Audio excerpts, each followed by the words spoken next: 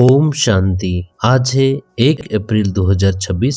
तो चलिए सुनते हैं आज का दिव्य संदेश। तो परमात्मा कहते हैं, बहुत से बच्चे हैं जो ये नहीं जानते कि किस प्रकार से भगवान को याद करना चाहिए। घड़ी घड़ी भूल जाते हैं। बाप समझाते हैं कि अपने को आत्मा समझो, क्योंकि हम बिंदी हैं, ज्ञान का सागर हैं। याद करने की ऐसी प्रैक्टिस पड़ जाए जो निरंतर याद ठहर जाए। तो परमात्मा कहते हैं कि जब तक बाप का परिचय नहीं दिया है तब तक कुछ भी समझ नहीं सकेंगे। परमात्मा कहते हैं कि अभी तो कोई 1-2% भी मुश्किल बाप को याद करते हैं। भले यहाँ बैठे हैं, लेकिन बाप के साथ वो प्यार नहीं रहता। अगर बाप से लोभ हो तो समझें कि हमको कदम कदम श्रीमत पर चलना है, क्योंकि हम विश्व के मालिक बनते हैं।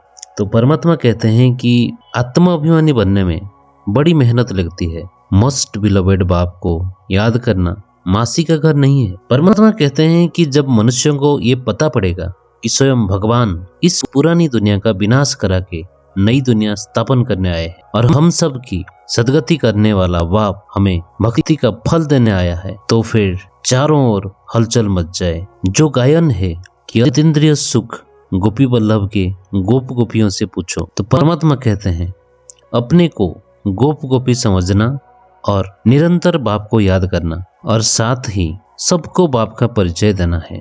परमात्मा कहते हैं कि कोई भी पाप मत करो, क्योंकि तुम अभी स्वर्ग के मालिक पुण्य आत्मा बनते हो। आधा कल्प माया रावण पाप कराती आई है। अब अपने से पूछना है, हमसे कोई पाप तो नहीं होता है? पुण्यों का काम करते रहते हैं, अंधों की लाठी बने हैं। कोई कहते हैं कि बाबा हम किसी को समझा नहीं सकते हैं। तो परमात्मा उन्हें कहते हैं, अच्छा सिर्फ अपने को आत्मा समझो और मुझ बाप को याद करो तो मैं तुमको सुख दूंगा। बाप को याद करें तो पाप नष्ट हो जाए और फिर 21 जन्मों का वर्षा निराकार बाप से ही मिल सकता है। बाकी तो सब अल्पकाल का सुख देने वाले हैं।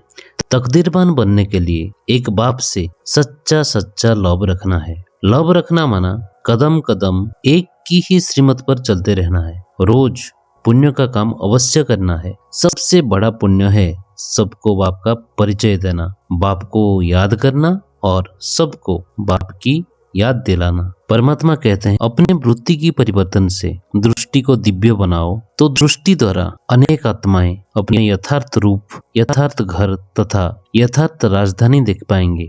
ऐसे यथार्थ साक्षात्कार कराने के लिए वृत्ति में जरा भी देह अभिमान की चंचलता न हो तो वृत्ति के सुधार से दृष्टि दिव्य बनेगी। सेवा के उमंग उत्साह के साथ बेहद की वैराग्य वृत्ति ही सफलता का आधार है। ओम शांति।